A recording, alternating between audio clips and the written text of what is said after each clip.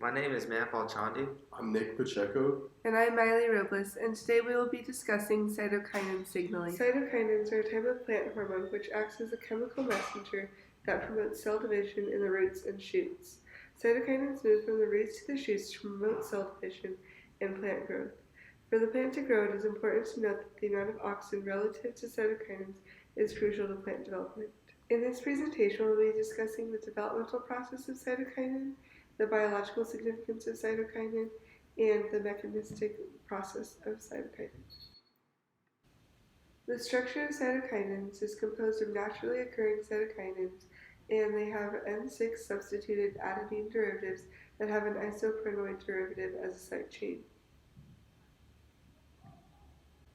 Cytokinins are synthesized by the addition of an isoprene side group to the N6 position of adenine using either an ADP or ATP substrate, catalyzed by the enzyme IPT. These IP-type cytokinins are converted to Z-actin-type cytokinins by the cytochrome P450 enzyme CYP-T35A. The active hormone is made via release of the free base by the log-valent enzymes. Cytokinins are linked to a plethora of developmental processes, mostly from work in the model plant species, the Arabidopsis, which is shown here. Long-distance transport plays a role in control of these processes, with RZ-type cytokinins synthesized in the root transported to the shoot via the xylem, and IP-type cytokinins synthesized in the shoot transported to the root through the phloem. Cytokinin is significant in cell division, apical dominance, shoot initiation, senescence, and shoot and root development. The significance of cytokinin in cell division is that it is necessary for the initiation of mitosis. It causes the activation of phosphatase that activates cyclin-dependent kinases. Cyclin-dependent kinase signals the cell that it is ready to pass into the next stage of the cell cycle, which is mitosis. Cytokinin and apical dominance. First of all, apical dominance means it inhibits the outgrowth of auxiliary buds, allowing plants to focus resources into the main axis of growth. The use of the polar auxin transport and auxin transport helps induce apical dominance and inhibits outgrowth of buds. Cytokinin acts as a secondary messenger that antagonizes auxin and apical dominance. Cytokinin enters the auxiliary bud and promotes bud activation. Cytokinin is also involved in shoot initiation. Cytokinin is inhibitory to the development of a maximal root system, and it's also through the fine adjustment of cytokinin levels needed to achieve the optimal growth of shoots. TZ riboside is a primary form of cytokinin transport from root to shoot. The relative ratio of TZ to TZ riboside in the xylem sap changes in response to nitrate availability, suggesting that plants modulate the ratio of these cytokinin species translocated from the root in order to fine-tune shoot growth in response to varying environmental conditions. Cytokinin is an endogenous negative regulator of senescence. It increases the longevity of the plants. During senescence, the expression of cytokinin biosynthetic genes greatly decreases, while the transcript of cytokinin degrading enzymes become more and more abundant. Auxin and cytokinin are two hormones that interact with each other in plant development. At high ratios, they form calyces, which are a bundle of undifferentiated cells. These two hormones are necessary for shoot and root development. If you have a high concentration of auxin compared to cytokinin, then that leads to root formation.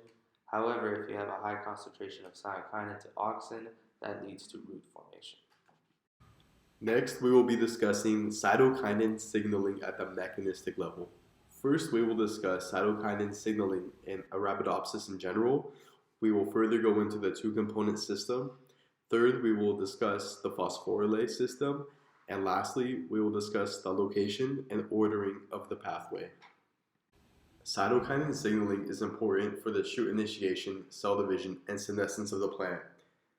Cytokinin signaling starts outside of the plasma membrane and via receptors eventually enters the nucleus of the cell.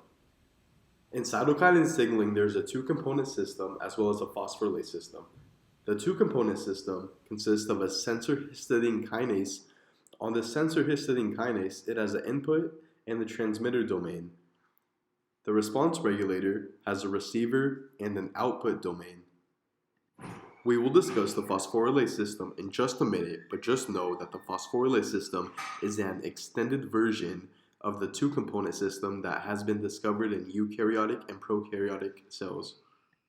Back to the two-component system.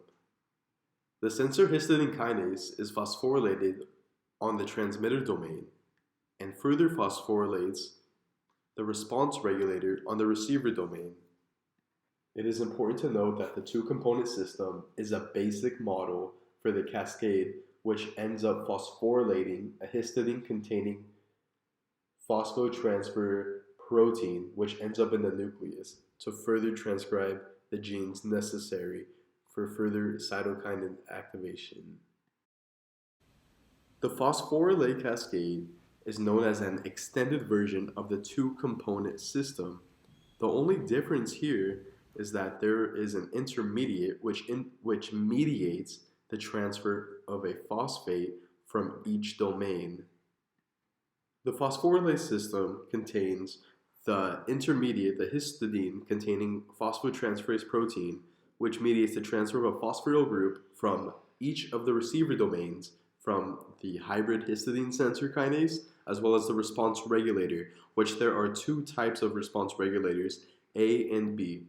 The response regulators type A and type B each play different and exclusive roles in the cytokinin signaling cascade. Next, we will talk about the location and ordering of the pathway, and we will go into a little bit more detail regarding the receptors and further response regulators of the cytokinin pathway. CRE1 and AHK2 and 3 are both cytokinin exclusive receptors. Researchers found that CRE1 and AHK2 and 3 are exclusive to cytokine because they performed loss of function mutation experiments.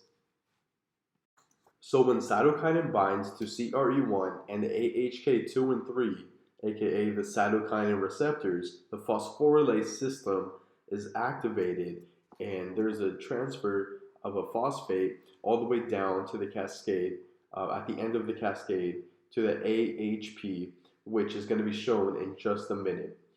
This is a histidine-containing phosphotransferase protein, which then enters the nucleus and activates type A and type B response regulators, which each have important and exclusive functions to both of them. The following slide that's going to be shown is the overall picture of the phosphorylase cascade, starting with the binding of cytokinin to the receptors CRE1 and AHK2 and 3, which go down the phosphorylase cascade to AHP, which acts as a phosphorylase transferase, which enters the nucleus and further activates type A and type B response regulators, as I said, that each have exclusive functions. Response regulator A acts to suppress RRA1 accumulation as they are response inhibitors. Response regulator B are transcription factors which promote the expression of cytokinin response genes. Response regulator B has a receiver and extension domain of transcription factors. So the type A response regulators play an inhibitory role as opposed to the type B response regulators, which activate the type A response regulator transcription inside of the nucleus. So in conclusion, we saw that when cytokinin binds to its receptors, there's a phosphorylase cascade which follows from a transfer of a phosphate molecule, which enters into the nucleus and activates these response regulators, which, as the title says, regulates the phosphorylase cascade and cytokinin activation.